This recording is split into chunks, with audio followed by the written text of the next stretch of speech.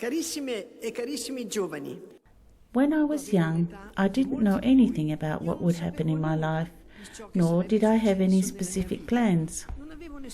In fact, it is God who calls us. He is the one who chooses us. Jesus said, "It was not you who chose me, but I who chose you." And this is what happened to me. When I was only 6 or 7, some sisters brought me to church to pray. And I said to Jesus, "Jesus, give me your light, give me your love," as if the divine light and love could enter into my heart through my eyes while I was praying. Looking back, I can see that God answered my prayer.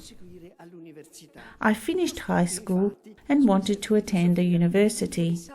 I liked to study.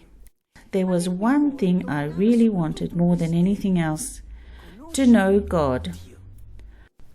So I wanted to go to a Catholic university. But because of my family's economic situation, we couldn't afford to, so I was not able to go. I remember being with my mother and crying hopelessly.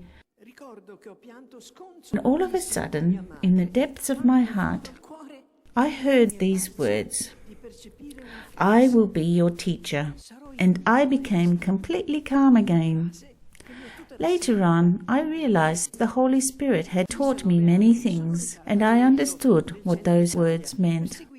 Then, when I was 19, I went to Loreto, in the center of Italy, to attend a course for Catholic students. In that place there is a little house, which people believe was the house of the Holy Family of Jesus and Mary and Joseph, and it was brought there during the time of the Crusades. I visited that little house, and going in I was very moved. I thought to myself, Mary would have walked from here to there, and Joseph would have built walls just like this. The child Jesus would have spoken, and these walls would have echoed with his voice. It was as if Jesus was saying to me, "Look, Chiara, small families just like Jesus' family will begin everywhere. Ordinary people, but with Jesus amongst them, because of their love for one another." Jesus had said that where 2 or 3 are united in his name, he would be there in their midst. It was the Focolare. And while I was there, I understood that many others will follow me. And that is what happened. Then, a short while later, I was doing an act of love. My younger sisters didn't want to go out and buy some milk. The place was about a mile away, and it was very cold. My mother didn't ask me to go. She wanted me to study. But my sisters were cold and said, "I'm not going." I picked up the empty bottle and headed out to do an act of love for my mother. And when I was halfway there, something wonderful happened. I stopped right where I was. I had a simple but very clear impression. It was as if heaven had opened up, and someone said, "Give yourself completely to me." It was God calling me. I didn't know what to do, so I wrote to a priest and I told him what had happened, and I asked him what I should do. He gave me permission to immediately give myself to God forever. I will never be able to describe what I felt in my heart on that day. I had married God. I had married God. I could expect everything from him because I had married God. Meanwhile, I had made friends with other young people. I shared everything with them, and they too wanted to follow God in the same way that I did. So they gave their lives to God, and that's how the Focolare was born. Another thing happened during those terrible years of the Second World War. It was 1943. You were not even born yet. During those years, World War II was destroying everything. Something like the wars we see now going on. You've seen what happens during a war. Well, it was the same thing, and almost everyone was leaving the city. One day in May 1944, another bombing took place over Trent, and my home was damaged too. It was so bad that we couldn't live there anymore. So my family and I had to leave that night, and we stayed in the woods just outside the city. The place was called Gocciadoro. We spent the night out in the open, and I can remember only 2 words: stars and tears. Stars, because I could see the stars in the sky, and tears, because I was crying. I was the one who was helping my mother and helping the family, because I was working and I gave them my money. But I knew I couldn't leave the city. The movement had begun already, and I was crying because my parents would have to leave towards the mountains where they could take shelter away from the bombs with my sisters, and I would have to stay in the city. I didn't know what to do. I wasn't totally familiar with all the words of the gospel, but just look how God works. He makes use of everything, and he reminded me of something I had learnt at school, a saying of Virgil: "Love wins over everything." How, I wondered? I have to leave my family. Can love win even in this? We were a very united family. Can love win in this situation too? Deep inside, my heart was broken, and I replied, yes, love can win over this too. In the morning we headed back to our home, which had fallen down, but we could still get inside it. I asked my father for his blessing, and he gave it to me. And while the family headed towards the mountains, I went towards the city which had been destroyed. You couldn't believe how terrible it was. I made my way through the ruins to look for my friends. I knew where they lived, and thank God they were all alive. We began to live together in a small flat that someone gave us. It was the first focolare. We didn't know it then. Because of the war, everything that we had lived for began to disappear. I wanted to study, but I couldn't because the roads were blocked. And another one of my friends, she had a beautiful home, but it had been destroyed. And another one of my friends had a fiancé. He went to the war, but he never came back. So we thought, but what's left? We had learnt something from all this, that everything passes away. But at the same time, I began to ask myself a question. Is there something that no bomb can destroy? Something that we can give our whole selves to? Yes, was the answer. There is. It is God. God who is love. I told my friends this, and we said, yes, let's make God the ideal of our lives.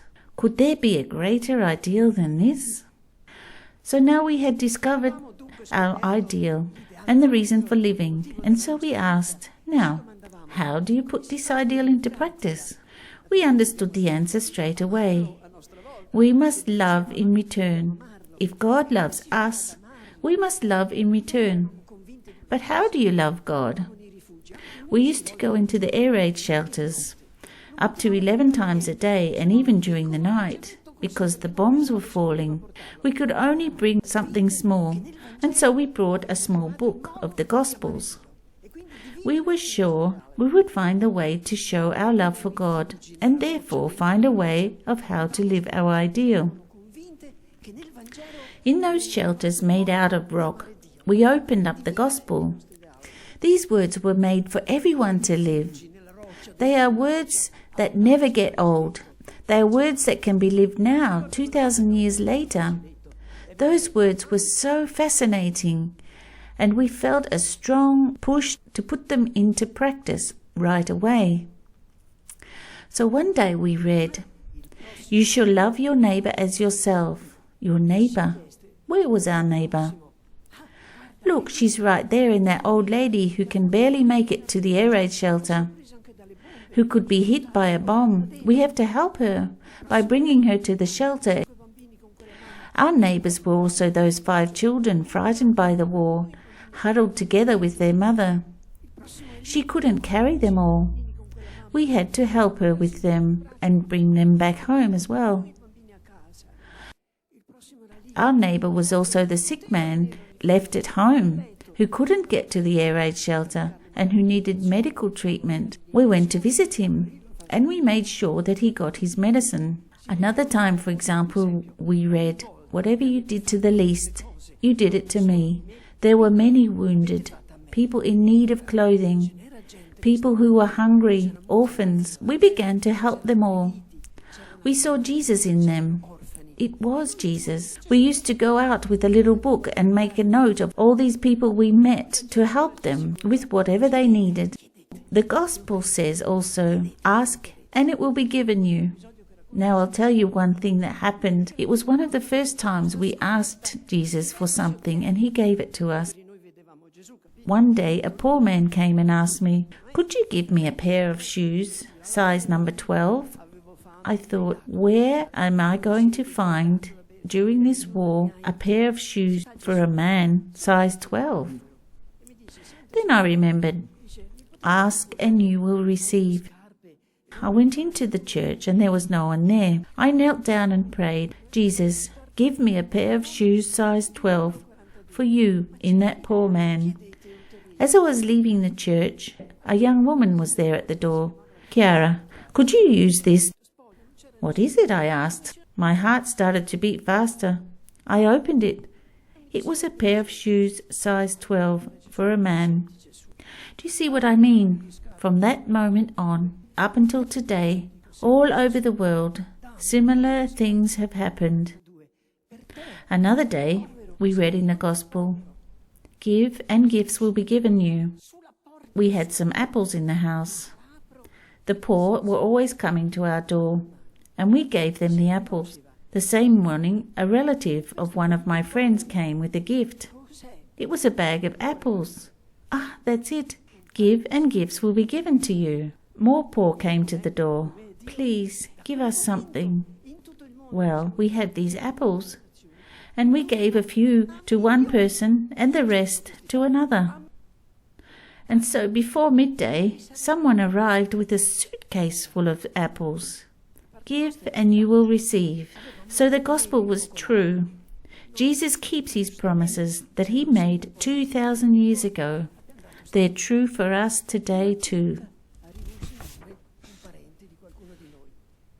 Of course, we didn't keep these things to ourselves.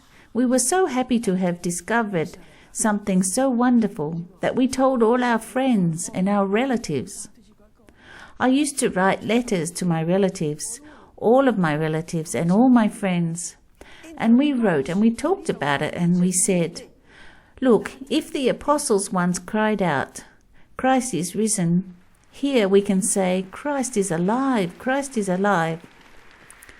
So at that time in the shelters, those shelters were not very safe. There were no doors, so if a bomb fell, it would have been the end.